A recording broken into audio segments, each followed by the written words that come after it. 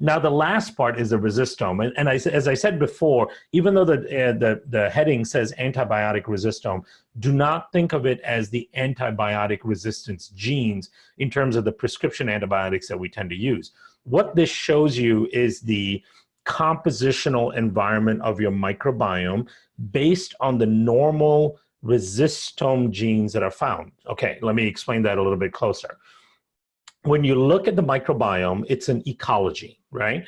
And in that ecology, you've got hundreds of different species of bacteria, and they all compete with each other. And in fact, in any ecological model, competition means a healthy ecological model, right? And that's where this derivative of the whole free market competition idea has come up from economics. So it comes from the ecological model that every healthy ecology has a healthy amount of competition. If there's not enough competition, that means the composition of the ecology is off. It means that certain species tend to predominate their capabilities and other species get suppressed, right? So a way of measuring healthy competition is by measuring the resistance that each bacteria has against one another. The resistance is measured in antibiotics that are produced by bacteria against another bacteria. So the way the bacteria maintain their populations, they maintain their structure, is by producing antibiotics and chemicals that are known to inhibit one another. Okay. So they don't allow the other bacteria to take over and get huge. So this has been very, very well mapped in certain publications.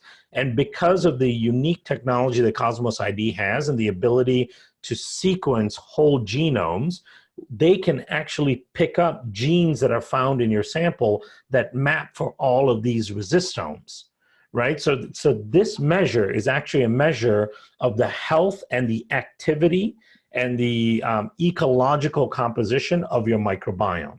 I hope that makes sense. So these are the forces that govern the stability and the uniformity of your microbiome, right?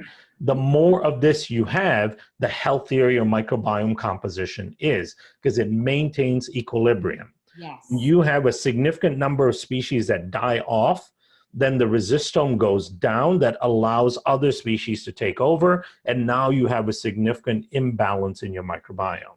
So this is a third way of viewing your species composition. And in fact, it goes back and validates the alpha and beta diversity. For example, if you have really good alpha diversity, your beta diversity is right in line with where the US population tends to match. So you know your species composition is a composition that's well adapted to this environment, and your resistome is high. It tells you in general that the composition and the richness of your microbiome is perfectly good. So those are things you don't necessarily need to pay significant attention to in terms of fixing. Those are things you just want to maintain. Okay. Right? And then you dig down into the report when things get more specific to figure out what specifically may still be causing the symptoms that you're experiencing. So the resistome is a third way of looking at the health of the composition. So that covers really the first three parts. Now, the pathobiome index is kind of a whole animal in itself. So we'll do a separate video on the pathobiome index to give you kind of the overall view on that. But let's look then at the report itself. So this is what the report looks like on the very first page, just to give you the overview. You've got your alpha diversity, your beta diversity, and your resistome.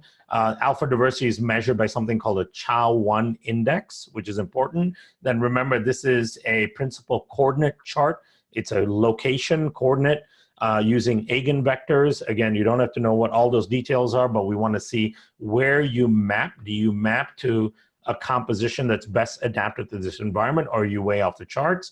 How is your diversity? What's your absolute number? How does that map to the healthy US population? And then again, your resistome, which gives you an overall view of how stable your microbiome composition is. Or if your resistome is low, that means there's instability, and there's a good chance that some of the species are going to take over and increase their levels beyond a healthy level, right? So that's what this whole index is, and that's why it's in the front of the report. It's the first and most important thing for you to look at.